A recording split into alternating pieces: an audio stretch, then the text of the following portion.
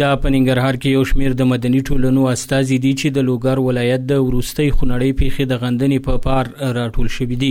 دوی د خپلو خبرو پر مهال له حکومت، نړیوالې ټولنې، بشري بنسټونو، اسلامي هیوادونو، د سولې د ښکېلو غاړو او افغان ملت څخه غوښتنه وکړه ترڅو د لوګر ولایت وروستۍ پیښې چې له امله یو شمېر بېګناه هیوادوال شهیدان او ټپیان شول د عاملینو په اړه یې غلي پاتې نشي. زموږ غوښتنه د لوګر د ولایتي چارواکو نه ده، زموږ غوښتنه د ولسمشر نه ده چې دغسې خلک چې دغسې پیښې کوي د دوی عاملین باید ونیول شي، دوی ته باید سخته سزا ورکړل شي. دا خلک د بخلو نه دي، دا موږ ډېر وبخل، دا موږ ډېر خوشې کړل. خو زه وایم چې په داسې خلکو باندې رحم کول چې دی دا په کار نه ده. په داسې خلکو رحم کول د خپل ځان د وژنو په معنا باندې ده. د یو لوی جنایت د موږ کلک ټکو غندو او د دوی څخه د حسابدهي دپاره یو ورځ به داسې وخت راځي چې بیا به نه دوی حساب ورکولی شي، نه به باداران، نه به توره، نه به سپین پنجابیان.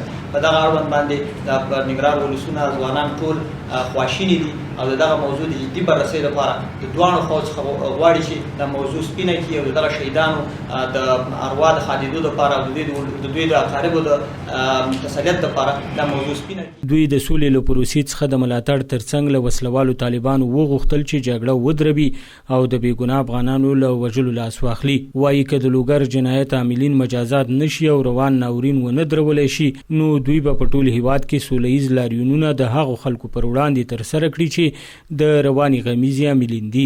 سوله نه او د جګړه دوام وکړي، موږ به ډېر بنسټونه له لاسه ورکړو، موږ به ډېر ارزښتونه له لاسه ورکړو او بیا به دا ملت مجبوره ده د دغه ملت دغه ناتوان او ناچیزه خلک په غږ پورته کولی شي. دا د موږ رسنیز کنفرانس ده، دا جرأت او توان هم په ځان کې وینو چې لارو او سړکونو ته راوځو، خو دا به بغیر عادلانه او په پټو سترګو قضاوت نه وي.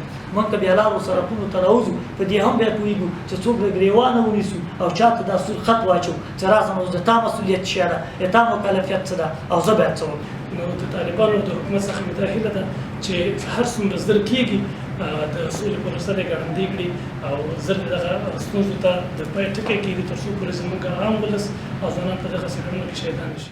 تیر ماښام د روژه ماتي پر مهال لوګر کې موټر بم برید له امله 26 تنه ووژل شول او نږدې 100 تنه ټپیان شوي. تر اوسه د یادې پیښې مسؤلیت چا نه دی منلی. سباوون ساحل، روحي نیوز، جلال آباد.